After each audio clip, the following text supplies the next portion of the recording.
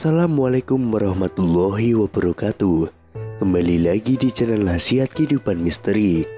Pada video kali ini saya akan membahas tentang Nabi Josono, Nabi asli tanah Jawa.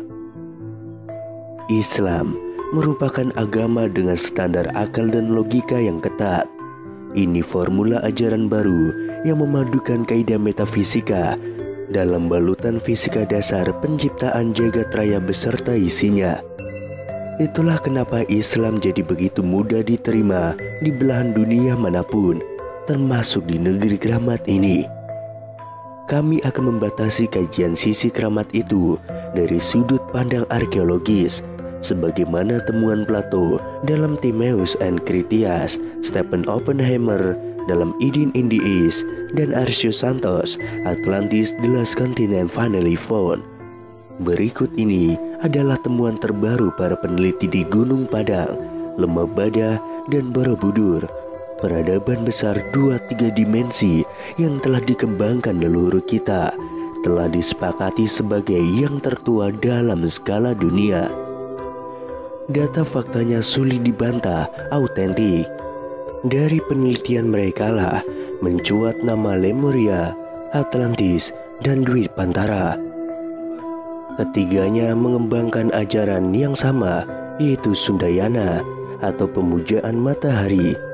Percaya atau tidak, sampai hari ini kita masih menjalankan laku itu tanpa kesadaran yang utuh.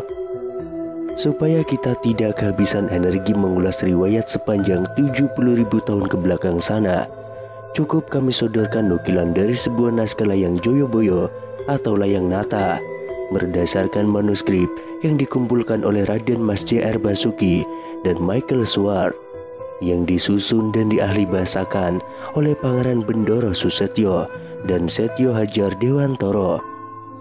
Ini merupakan bagian dari manuskrip kuno Gunung Klotok yang berisi wahyu Tuhan yang ditangkap oleh Josono yang turun pertama kali pada 4336 sebelum Masehi. Angka tarik itu saja jauh lebih dulu 2000 tahun dari kelahiran Ibrahim di Ur Kasdim pada 2510 sebelum Masehi atau Irak sekarang.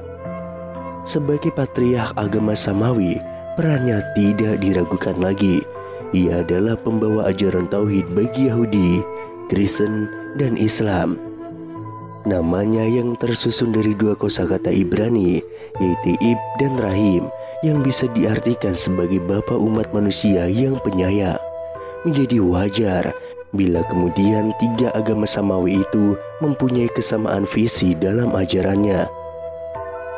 Sebentar kita tinggalkan Ibrahim di Ur, kini kita menuju ke Mekah dan Madinah yang menjadi epicentrum ajaran Nabi Muhammad bin Abdullah.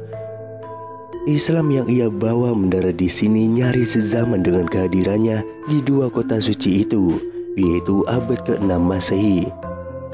Mengacu pada visi besar Josono di atas, artinya kemapanan ajaran Sundayana kemudian mengalami perkawinan silang atau malah tergerus. Bagaimana cara membuktikannya? Mudah sekali.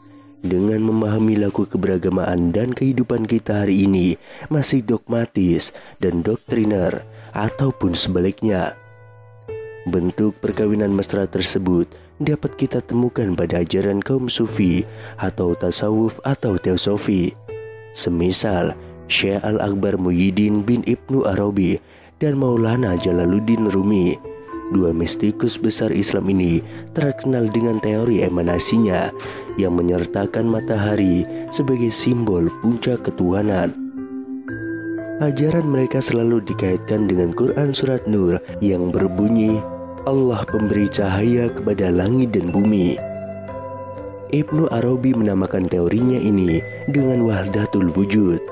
Syekh Bukhari pun yang menganut ajaran itu dan masuk ke negeri Khatulistiwa menerangkannya dalam kitab Martabat 7, sama membahas perkara cahaya dan matahari. Sekarang mari kita kembali kepada Josono, sosok Romo Agung yang menyerap limpahan wahyu dan mencatatnya dalam kitab Layang Swara Dana 1 yang artinya berbunyi, Ada yang menjadikan tanah pengingat Jawa beserta segala isinya yang dijuluki Gusti. Dialah Gusti yang merupakan permulaan hidup, menjadi permulaan aturan kehidupan tanah pengingat Jawa. Dari keadaan yang gelap, seketika itu Gusti merubahnya menjadi terang dan nyata. Apa yang Gusti ucapkan bertumbuh. Jawa yang dimaksud dalam teks itu jelas bukan sekedar suku atau pulau dalam terminologi kita sekarang ini.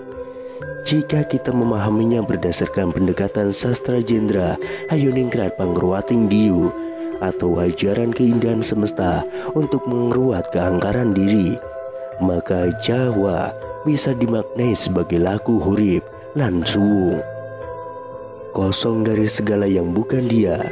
Jadi tanah Jawa adalah tempat terbaik bagi manusia untuk mengolah dirinya bersama Sang Hyang Tunggal.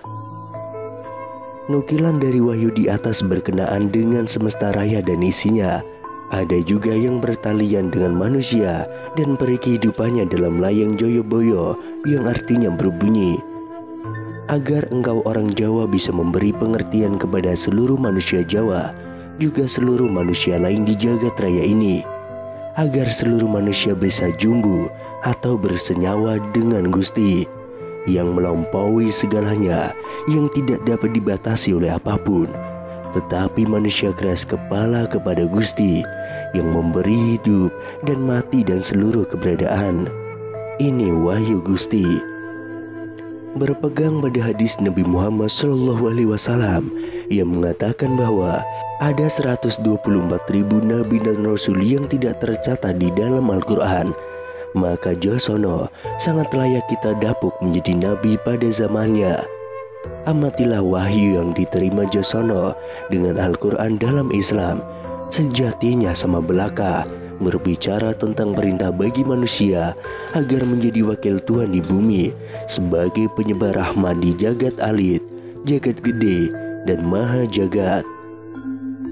Tuntutan kita sekarang ialah mengajari diri sendiri tentang betapa indahnya belajar dalam hidup dan hidup yang selalu dalam kondisi belajar. Ilmu terkait menuntun diri ini sudah merupakan riwayat langka di zaman kita sekarang ini.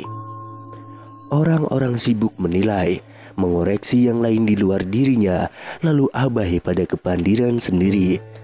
Banyak orang yang begitu cepat menguliti salah siapa saja, lantas tidak pernah mau dan bisa menemukan salah dalam dirinya. Ilmu sedemikian nampak sederhana, tapi bila mau dikaji, niscaya sampailah kita pada suatu samudra di mana diri sejati menanti dalam balutan rindu purbani.